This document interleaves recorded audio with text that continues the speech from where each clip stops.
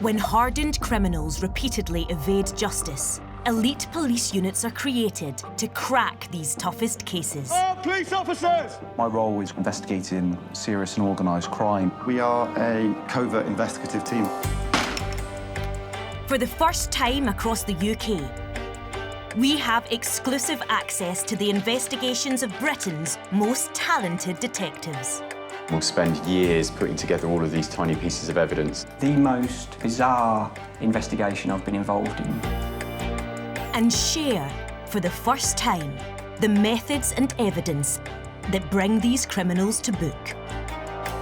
Handguns coming in from the United States. He had the drugs. That is a lot of money.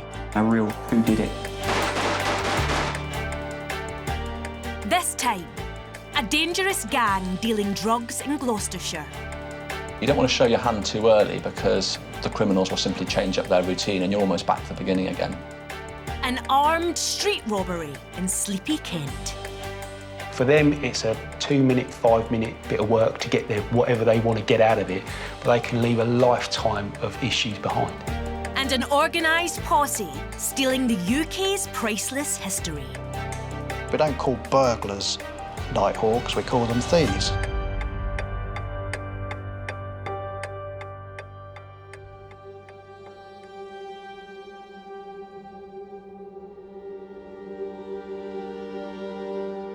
Been in the police now for 24 years. Gloucestershire is a lovely place to live, lovely place to bring up your families. But from a policing point of view, like everywhere, there's always an underbelly to every idyllic town. There's been a rise in gang criminality and that sort of mentality of people wanting to force their will on others. In December 2017, police in Gloucester received reports of a spate of violence linked to one gang. We had a series of violent assaults, ended up in an attempt murder. This dangerous gang had a hold on drug dealing in the city. They were based out of Gloucester, but they were dealing drugs to people as far afield as Stroud and Cheltenham. They had quite a wide connection of customers. Given the scale of the network and the extreme violence involved, a specialist team were created to bring the gang and its suspected leader, Andrew Venner, to justice. I'm the senior investigating officer for that unit. Matt's responsibility as my deputy is to understand the intricate detail of the investigation. He's incredibly meticulous. I oversaw the team of detectives who would look at all the information coming in and assess all the evidence we were collecting, whether that was from surveillance or the telecoms information we were able to get. Dan is our lead investigator. He's the person that actually goes out and collates all the statements and all the evidence that we need. The thing is, I don't stop. My inspector, Matt Phillips, sometimes has to say enough is enough now, and we have to draw a line on it. Operation Solero was established in May 2018 to stop the cocaine-dealing gang. We do a thing called lifestyling to start with, and that's purely just to understand what time do they get up in the morning, what time do they go to bed at night. We began to build a chart of who was associating with who, the locations they'd frequent, and simple things just like which cars they were using so we could understand their movements. We can't just deploy surveillance willy-nilly on everyone. There has to be a compelling case of intelligence and information so we can get the relevant authorities to go out and conduct surveillance. By June 2018, 4 weeks later, they had identified that Andrew Venner had a number two, who he trusted to run the illegal enterprise.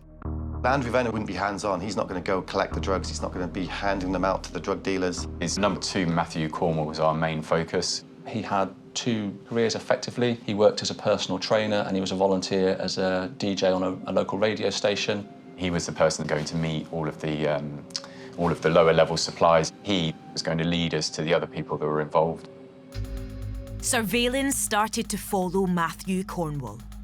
He was linked to an address in an area called Willowlees. We thought this was probably a place where he was storing his drugs. He would frequently attend there and then go on and have short meetings in his vehicle where he would meet in a lay-by or a pub car park. Someone would jump in his car just for a matter of seconds and then be gone. And they had all the hallmarks of a drug deal. What we felt this group were doing, rather than selling to end users, they would split a kilogram block down into 9 ounces or quarter kilogram and then sell them on to further dealers.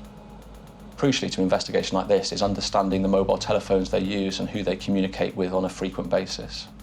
Most of the people that were involved in this had BQ Aquarius phones.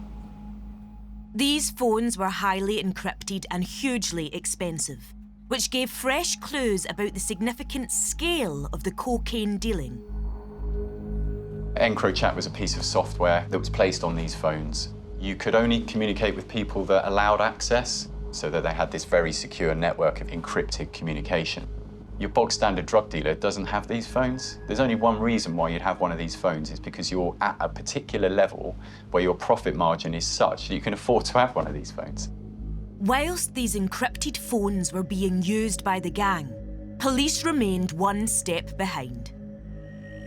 Until they could understand how the gang were communicating, continuing surveillance was their only real option, and the police still didn't know where the gang's cocaine supply came from. Until a key breakthrough, 8 weeks into the investigation. Matthew Cornwall met with a vehicle. Interestingly, on this occasion, he went into the vehicle with a bag and came out without a bag, effectively empty-handed. That made it look to us that potentially he was paying that person money as opposed to giving them drugs, or they were taking drugs from him. Once we started to research that vehicle, we understood that it had simply travelled from London that day for a couple of minutes and then made the return trip back to London. We start realising then that this is likely to be our courier vehicle. That really opened up the investigation for us. Now I had a car, now I had a face, and I would be able to do so much with that. The team were now confident that the drugs started in London. But police had no idea who the courier was and didn't know who he worked for.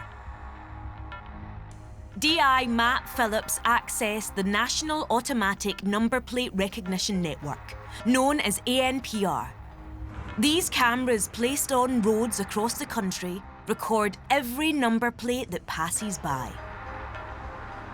We began to look at the automatic number plate recognition system to understand where in the country the vehicle travelled. He was using a Citroen D3 or something, a very nondescript car, a little family car. No one's ever going to really think anything of that. And we could see it really travelled across the whole of the southwest on a daily basis. It had all the hallmarks of a classic courier vehicle. We were also able to go back historically to understand how many times he'd been before and what his routines were when he came into Gloucester. Eventually, he was identified as Granit Nanushi, an Albanian male living in London. But the police hadn't identified the man behind this courier, the Mr. Big supplying the Vena gang. And they still didn't have the evidence to link gang boss Vena to any of the cocaine. You don't want to show your hand too early because the criminals will simply change up their routine and you're almost back to the beginning again. If we arrest Matthew Cornwall, someone like Andrew Vena will just find somebody else the next day and the problem will keep going. It became apparent Andrew Vena no longer had access to his encrypted phone. He had to resort back to a normal, what we would call a burner phone, a cheap phone that you can use for a few days or weeks and then throw away. This was a major opportunity for police to link Vena. In October 2018, 4 months into the surveillance operation, there was a second significant event. We were able to capture text messages to Andrew Vena after we seized the phones, talking about delivering paint and needing paint pots. In my mind, it's all code. It was quite amusing, really, because the two of them were seen on surveillance handing over paint pots at a petrol station to try to avoid being caught. It was the first time the police surveillance operation had caught Andrew Vena handling what they suspected were drugs. The decision above me had been made that we had to move to an arrest phase. It was time that we actually started to take some people out, arresting them and hopefully seizing drugs. At the end of October, and with Vena at last implicated in the crime, police moved to try and build their evidence base by arresting street dealers in the act. The next time that we saw Mr. Cornwall supplying a lower-level drug dealer, we were going to take action. Within a couple of days, 2 opportunities presented themselves. The subject went and met a customer. We knew who those customers were because we'd identified them already as part of the operation. We could be fairly happy that there would be a drugs exchange. Ian Fletcher made the decision to have the cars stopped if they were in a car or the person stopped if they were on foot. On the first occasion, it was a gentleman who lived in Stonehouse, and he'd met Matthew Cornwall over in Gloucester and was travelling back in his vehicle when officers stopped that car, and he was found in possession of a quarter-of-a kilo of cocaine. We were starting to gather evidence by arresting people that were being supplied so that we could say to the court that we saw a meeting between these two men, and after that we went to stop the person who bought the drugs, and lo and behold, they had drugs on them. We were asking the court to infer that all the other times when we didn't take drugs out, the exact same thing was happening. The pattern is the same. It's so important, the pattern. We identified that person that was operating more within the actual city centre, more on foot. The surveillance team were deployed, and we knew that he'd met with a male, and we had the arrest team ahead and waiting. It's a really delicate and really difficult situation because you don't want to make too much noise. We work really strongly with our tactical operations team. They're overt police officers. They can, if needs be, enforce a stop on a vehicle, so do it very dynamically so people don't have the time to discard drugs or throw their phones away. After 5 months of surveillance on the gang, police had enough evidence to arrest the leader, Andrew Venna, and his number 2, Matthew Cornwall. Their ambitious plan was to arrest them both and bring everything to an end in one swoop. Operation Solero targeted the next cocaine drop by their London-based supplier. We saw what appeared to be an exchange take place between the two of them, and we saw Matthew Cornwall walking back towards the Willerleys flat with bags in his hand. And that's the time when I made a decision that we were going to strike. He goes round into like an outhouse shed area in that address, and very shortly after, a number of police officers come running in and arrest him in possession of what appeared at that time to be a large quantity of cocaine. But there was a problem. While Matthew Cornwall was caught with the drugs, Andrew Venna was with friends and family nearly 60 miles away. Immediately, our attention switched to Mr. Venna, who was actually in a restaurant in Cardiff. And so at that point, we knew it was important to get him into custody at the same time before he became aware of the arrests back in Gloucestershire. In the restaurant, we used the CCTV to actually show when he was using the telephone. Something had happened to his encrypted device, and so he started to use a standard Nokia phone. We could say, without doubt, those calls were being made to speak to the person who was controlling and supplying the drugs from London. So when officers went to identify themselves to Mr. Venna so that they could arrest him, he tried to run away to start with. He ran through a car park and threw a number of mobile phones on the floor, but fortunately the officers were able to catch him and seize the mobile phones, which later gave us a bit of an answer to one of the pieces of the puzzle. Analysis of Venna's phone provided the biggest breakthrough yet. The identity of the Mr. Big in London supplying the cocaine. Initially, I called him London A because I didn't have a name, but I had a phone number for him. And that was the number that he was speaking to Andrew Venna on. He used that phone to call the council that he was living in. I identified Ul-Haq. Ul-Haq was the head of the London cocaine suppliers. He was communicating with an encrypted device that was a match to the other devices. There was an information marker so that if he tried to leave the country, we would know and then we'd be able to arrest him. After a 6-month investigation, police had enough evidence to take down both Venna's gang and the London connection who supplied them cocaine. They waited for Ul-Haq to make a move. It was, I think, maybe about 10:30 at night on a Sunday. Got a phone call. It's Luton Police here, and we've got your man. He had 10 grand stuffed in his shoes, really expensive sunglasses, and all like designer gear and everything. I went with the search officers to London, so didn't sleep that night. I came back with all the evidence from the house. I didn't sleep that day. I prepared my interview, didn't sleep then. Went and interviewed him, buzzing the whole time through. Operation Solero seized 2 kilograms of cocaine, but they had evidence of a further 24 kilograms of cocaine, with an estimated value of £1 million. They also found £100,000 in cash. Andrew Venna was sentenced to 12 years and 9 months in prison. Matthew Cornwall was sentenced to 10 years in prison. The Albanian courier, Granit Nanushi, was sentenced to 8 years in prison, and his boss, the real Mr. Big, Ul-Haq, was arrested at Luton Airport and sentenced to over 8 years in prison. I worked so hard to get this guy, and to have him there in front of me was just brilliant. And the work that I put in on that meant that he pleaded guilty in interview. He actually gave me a prepared statement where he said, yes, it was me.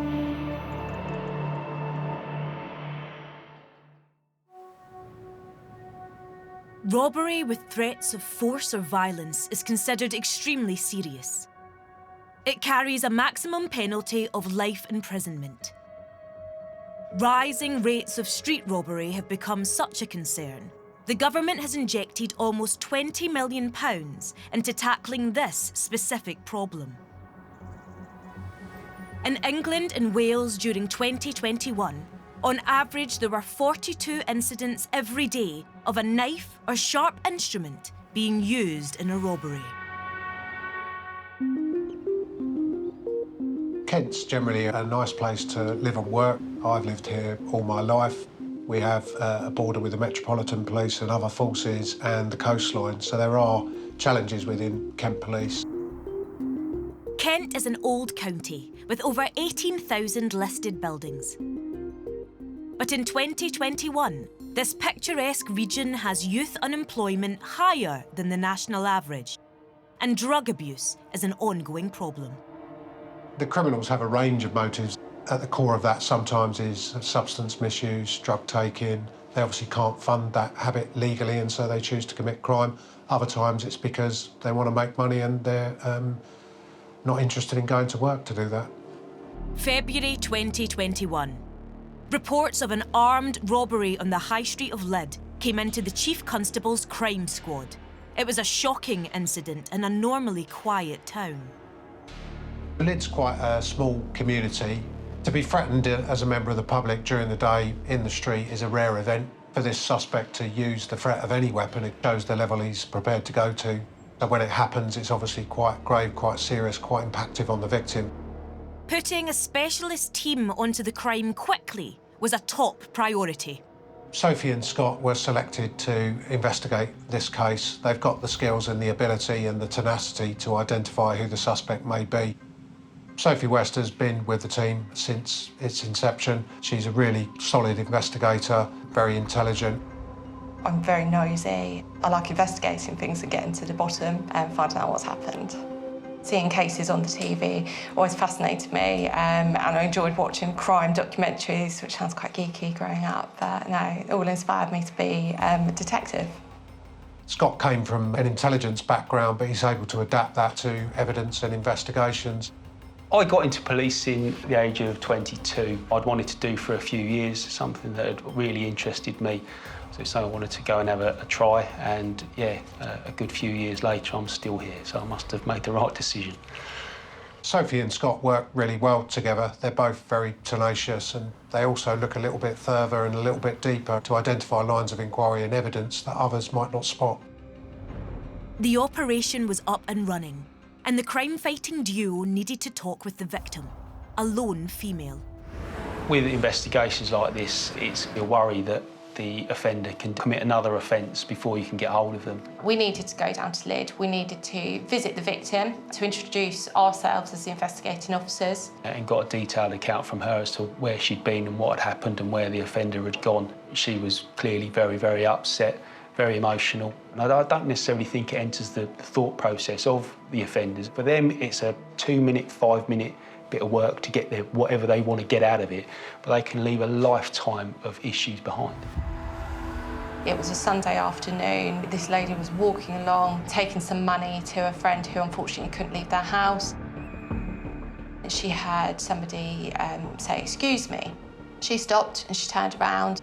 The man said to her, "Do you have some coins? I'm homeless, I need some money." And she produced £1 and gave him the £1. He became threatening and quite aggressive towards her. He produced a small bladed article. He was jabbing this towards her and being more forceful in his tone. She took the quite drastic decision to run out in the road in front of a passing car, which she flagged down. And at that point, the male, he ran across the road into the graveyard and they didn't see him again. The willingness to use a sharp weapon meant the police were concerned that the offender's next crime could prove even more serious. The team needed to quickly gather evidence. We decided that we would walk up and down the high street to look for any CCTV cameras which may have captured any images of the offence being committed. From those CCTV bits and pieces, it was quite clear that the offender had seemingly come from the bottom end of the high street. We collected an image of the suspect. He had his hood up, it was really tight round his face, and he had a green sort of mask covering up the lower half, so you could only really see his eyes. He was wearing sort of off-white coloured trainers. We were aware these were the items of clothing that we needed to be mindful of when we were searching. You could make out it was a male, and you could make out he was tall and slim, but not much more than that. By the end of the first day, police had exhausted all of their video footage, but had no positive ID for their suspect. We'd got as far as we could with the CCTV, and we really didn't know who this chap was. I took the focus and tried to look at what else had gone on in Lydd beforehand to see if there was any similar types of crimes that had occurred before this offence. The only thing that happened around the time of the robbery was a domestic at an address down the end of Lydd High Street that we were interested in. We established that a person had been staying at the house. He was the partner of one of the ladies who was living in the house, and he'd since left. His last name was Smith, and he was in his 20s. This lateral thinking had led to the first breakthrough for Operation Fathom, a potential name. Day 2 of the fast-moving investigation now turned to a database search around the surname Smith. We conducted an open source search on social media, and he had a profile on Facebook. There were some photographs on there. He resembled the person who we had identified in the CCTV. Operation Fathom seemed to be progressing until further digging revealed a problem. We searched James Smith on our police intelligence system, and we soon established that actually James Smith was an alias. The armed robber's real identity remained a mystery, so they turned back to their strongest lead, the house in Lydd where Smith had stayed. We had an address where we thought that our robber had come from, and we were more confident at this point. It was about then trying to get back down to Lydd to see if we could put some more meat on the bone. Could we get any more CCTV going back towards this specific address? Day 3 of the investigation. With the clock ticking, Operation Fathom returned to Lydd. The quality of the CCTV, it was good, but it wasn't good enough. We knew where the robbery had taken place. We knew the route where the suspect had run away after committing the robbery. We had to walk the route to identify any further CCTV cameras. After trawling the high street, officers found themselves outside the house where the robber had been staying. This address was just off the high street, so what else could we do to try and put him near that address? We noticed that they had a Ring doorbell camera. We asked if we could have a look through the footage and see if we could get an image of who this lad was. They let us review their Ring doorbell footage. We were able to go back to the date of the incident. We saw that he left the house wearing the clothing that we'd seen in the CCTV. It's a lot clearer. Well, you could see his face, and it was easy to identify distinguishable features. He fitted the size, the build, the height. We quickly established that it was him. We were elated because we knew that we were one step closer to finding out who he was. This was a major breakthrough. Now armed with the doorbell footage and even more CCTV from the high street, officers tried to piece together the moments that led up to the armed robbery. There were some CCTV opportunities in back streets. He left the address walking down these back streets and he went back the same way. Although we couldn't see exactly where he went, he generally walked into the direction of the address that we were concentrating our efforts on at this point. The case against the unknown suspect was building, and further digging at last revealed what they hoped was his real identity. But arresting him would not be easy. We established that this alias name came back on a search for a person by the name of Christopher Banks. Christopher Banks has previously been convicted of robbery offences. Didn't know where he was, didn't know where he would be. He could have been anywhere in the county, he could have been anywhere in the country, to be quite honest. Then did a little bit of phone work around Banks's phone, and his phone suggested that he was living in Chatham. He was then researching addresses and locations in that area through whatever means we can get hold of. Finally, 8 days after the armed street robbery, the police were ready to arrest Christopher Banks. We established the address of where he might be staying, which was a house of multiple occupancy. And on the 22nd of February, in the early morning, we all travelled up to Chatham. Knocked on the door, or covered the front, covered the back, make sure there could be no escape. One of the other residents has let us in, and we've gone up to his room. He woke up and opened the door. Soon after that, he was under arrest. He was transferred to a custody suite and was soon face to face with PC West and PC Drake. Do you know what a robbery is?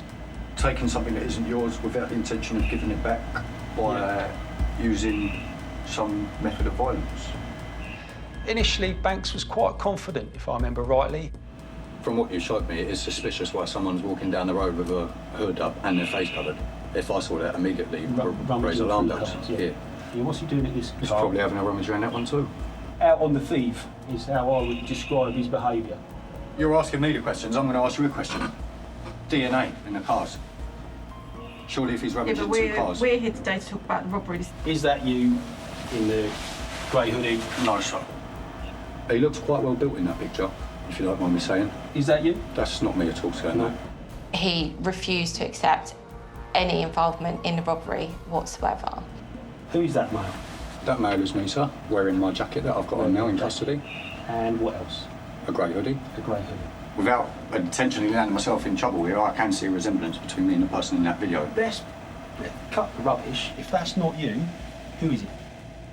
He denied that this was him, despite the strong resemblance, and he suggested that it was somebody else who'd let themselves into the house as and when they please.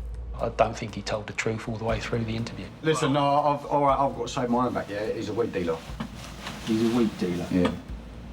When somebody denies it, it's not a massive issue. If you know your case as well as we knew this one, we didn't need a confession.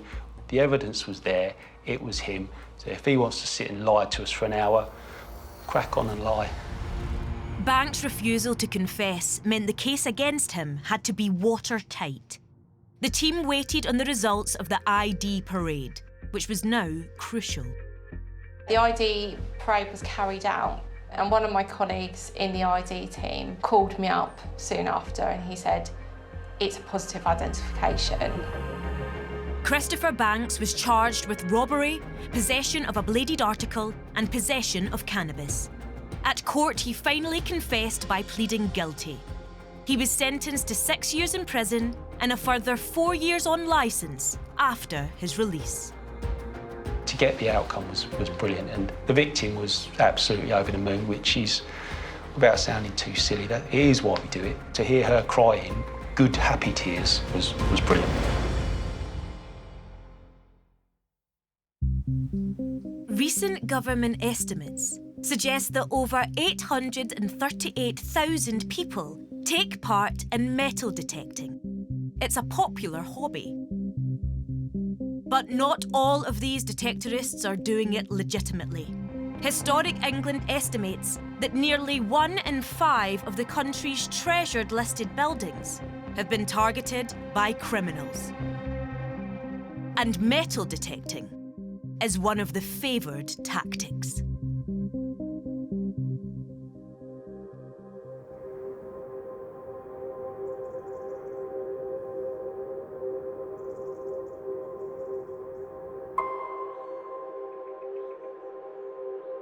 So I've been in the police for almost 2 decades. You kind of get used to your bread and butter policing, although it's always kind of evolving. In 2020, across Europe, over 94,000 artefacts from illicit excavations were seized. In Cheshire, police decided to play their part in stopping this type of crime. So in 2019, we started the rural crime team that was dedicated to look after rural crime, wildlife crime, heritage crime, and waste crime. Let's get confidence back in rural policing. Let's get people reporting it, feeling like their concerns are going to be taken seriously. In December 2019, Cheshire's Rural Crime Unit received reports of strange activity at a remote local castle. One of our fantastic sites, Beeston Castle, was being targeted by Nighthawkers. Nighthawkers is this unusual name for those that take out their metal detectors, go out under the cover of darkness and dig up historic artefacts with no permissions in place. The remains of 800-year-old Beeston Castle are perched high on a crag above Cheshire Plain. It's extremely isolated and typical of the historic sites across the country that have previously yielded thousands of pounds of irreplaceable treasure. Where do we even start with this? It's a huge area, it being in a rural location. You haven't got like the CCTV, you haven't got all the other bits that you'd normally get in an urban area. Sergeant Simpson assigned a crack team to tackle this very unique crime. My job as a supervisor is really easy when I've got a really enthusiastic team. They do all the hard work in that sense. PC Tether is committed to getting the right result. So he was first choice to get stuck in. Just being out there and trying to help the rural communities. So I want to follow up that passion really, policing the rural area. Being brought up around in the countryside, in the back and beyond, I've always had appreciation for the countryside. It's a partnership thing when it comes to policing our heritage. We need experts. You know, the police, we do not know everything. We need all the help we can get. So we go to our partners like Historic England and Mark Harrison. I'm the head of Heritage Crime Strategy for Historic England. My role came about as a result of a report into illicit metal detecting. We've now got the capacity, the capability and the skills to investigate and to bring those people to justice. The team's first task was to understand what the thieves had done. We've had training with identifying the work of metal detectorists. It was about 40, 50 holes dug. They were clear spade marks, metal discarded, left by the holes. It was a mess. We don't call burglars Nighthawks, we call them thieves, and that's what these people are. And then we had another report a couple of weeks afterwards of more damage to the site. 75 to 80 holes have been found within the grounds of the castle. And this was a real key bit for us, this pattern of crime sort of occurring at the castle, because we didn't really have very much to go on at that point. Police had no idea precisely what had been taken, and identifying the criminals was impossible without CCTV or witnesses. The team had to wait for the thieves' next move and hope they could respond quick enough.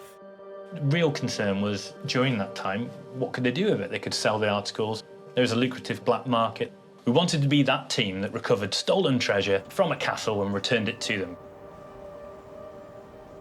And we had this phenomenal break. It was the day prior to New Year's Eve. Someone was trying to sell some of the artefacts that we believed had been taken from Beeston Castle.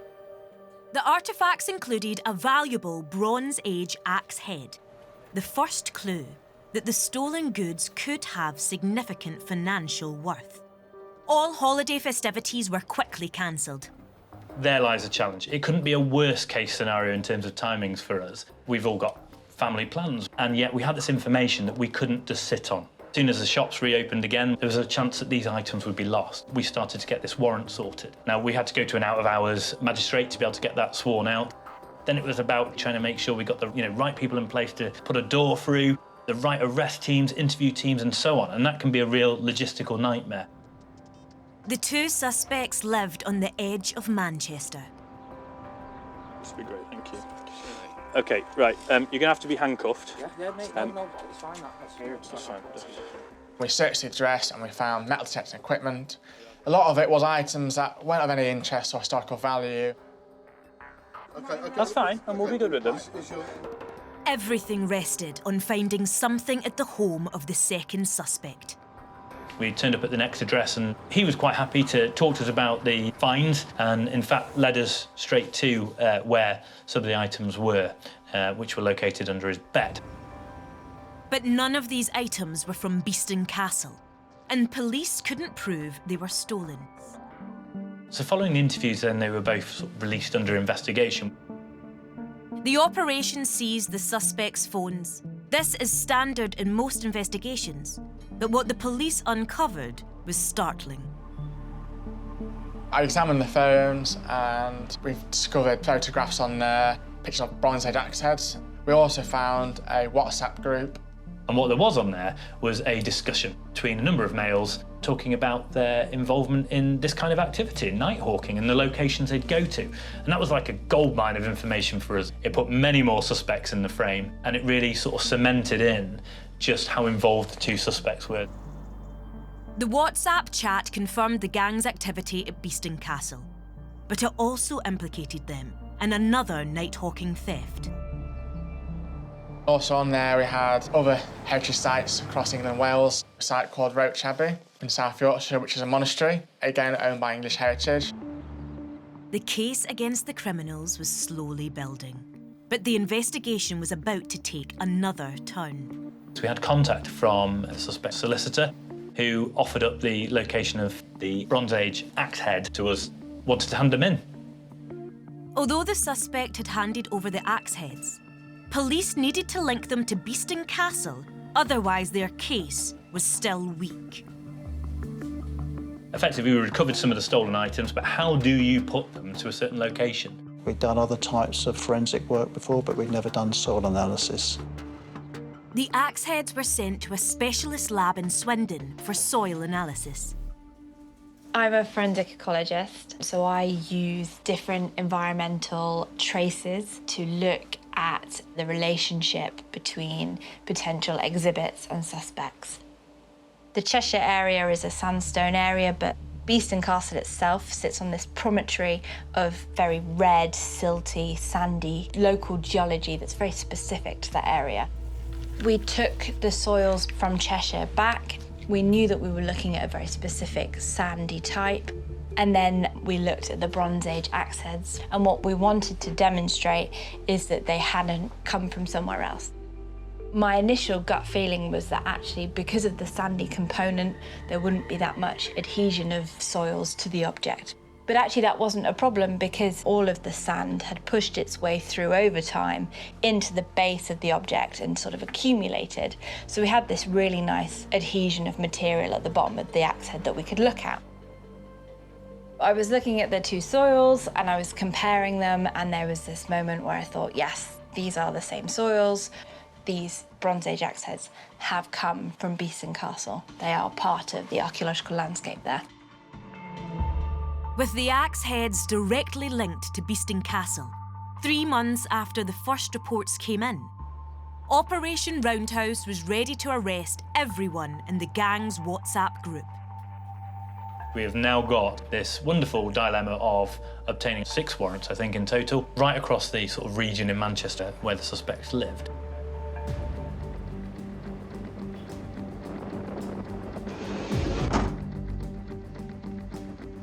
We use the same kind of techniques that we do to get into any property quickly.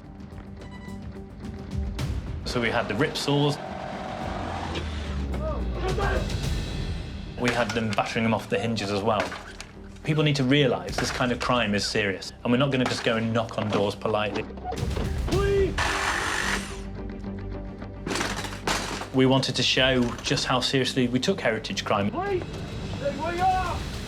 We did find coins, other artefacts that we could link back to Beeston Castle and perhaps some of the places like the one in South Yorkshire as well. Once we got all that together, it was then a chance for us to kind of regroup and get those exhibits back to one location. And when it started coming through the door and people were arriving back with bags of coins and bags of items, it was a phenomenal feeling. There were over 50 items recovered by police. The axe heads alone can sell for hundreds of pounds, but their irreplaceable nature makes it impossible to calculate their true value. 5 men were arrested. At court, they all admitted the charge of theft by finding. The 5 men are now barred from going anywhere near historic sites in England and Wales for 5 years. What we're talking about here is a group of people that have no association with the site at all. They don't own it, they don't manage it. So this was just pure criminal behaviour.